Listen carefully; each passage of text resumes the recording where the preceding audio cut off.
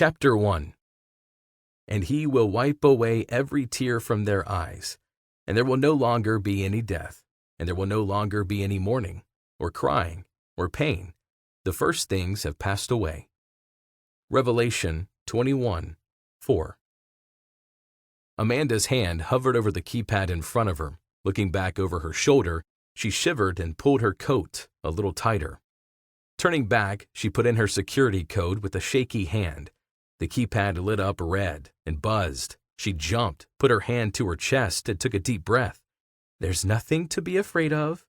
She shook out her hand, scanned the parking lot, and tried her code again.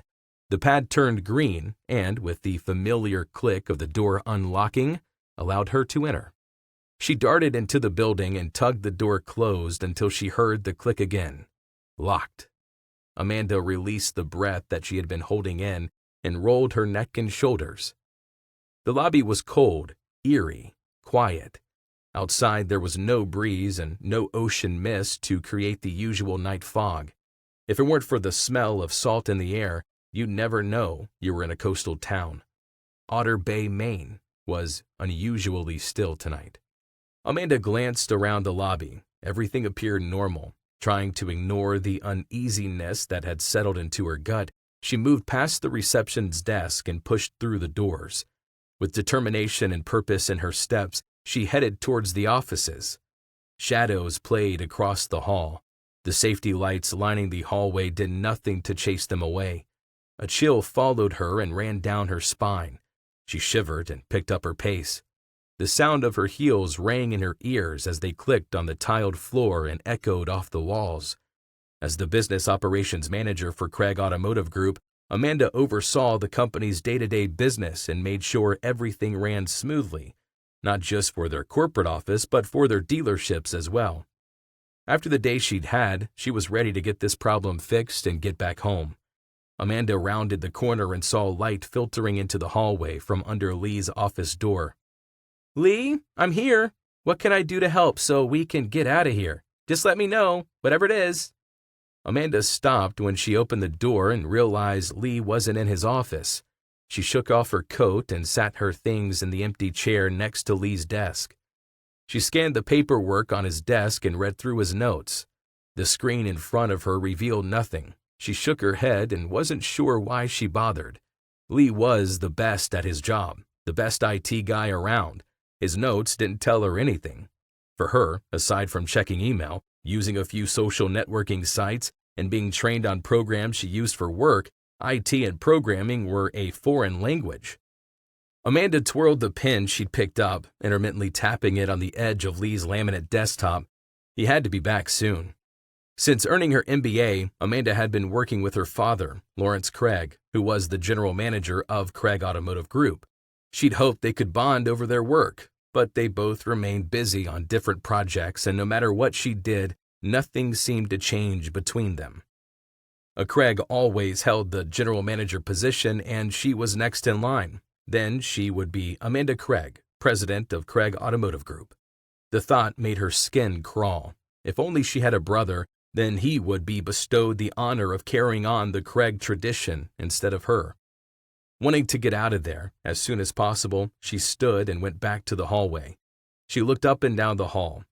Lee, are you here? She had just spoken to him as she drove back to the office. His car was in the parking lot when she pulled in. Where could he be? The reception area and front offices were dark when she came in. Lee, are you here? Charlie? She couldn't find Lee. Maybe Charlie, their security guard, could help her. She hadn't passed him either when she entered the building. Amanda stepped back into Lee's office and grabbed her phone. With the flashlight app on, she walked down the hallway, through IT and accounting's bullpen, where she headed out into another hallway. Reaching for the light switch, Amanda hesitated when she heard something. Lee? Charlie? Before she could turn around, she was grabbed around the waist and jerked back against her assailant. A cloth was placed over her mouth and nose. Dragging her deep into the lifeless hallway, her attacker pinned her back against himself, preventing her from escaping his clutches. Amanda tried to scream, but the caustic smell violated her senses and stopped her from screaming. She tried to struggle, but confusion and fright engulfed her. She heard the clatter of her phone as it slipped from her grip and hit the floor. The light went out. She tried to push back and wiggle out of her attacker's hold, desperately trying to reach behind to get to her attacker, but it was no use. She grabbed and dug at the attacker's hand and arms, hoping to loosen his grip. He tightened his hold and pressed the cloth harder against her mouth and nose, choking out her breath, forcing her to gasp through the vile rag. With everything she had, she attempted to fight against the darkness that was trying to take over, to fight the stars that were before her eyes, to fight the body that was holding her against him. As she struggled against her attacker, she tried to claw, pry at the cold, leather-gloved hand around her mouth, and tried to reach the face behind her. His hot, sticky breath brushed against her cheek, and his beard scratched her face and ear. She stomped on the attacker's foot with the heel of her shoe. He grunted but said nothing. He lifted Amanda off the floor, tightening his hold on her even more, which pushed out the remaining air from her lungs and caused Amanda to gasp again for air. She couldn't fight anymore. A whimper escaped, and heaviness overtook her limbs. Her attacker's grip was too strong and too much for her to fight off. The smell, the cloth, dizziness winning, weakness winning. Her body stopped fighting, and her world went to black. "Hello, Detective Riker Scott with the Otter Bay Police Department. Is anyone here?" He called out as he entered the building. He clicked on his flashlight and flashed the light around the lobby. The front door had been unlocked.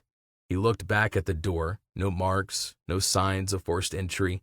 The cars in the parking lot indicated someone should be in here. Riker had heard dispatch over the radio on his way home. Dispatch said the call came in from a distraught woman who said her daughter had been working but had not come home yet, and she wasn't answering her phone.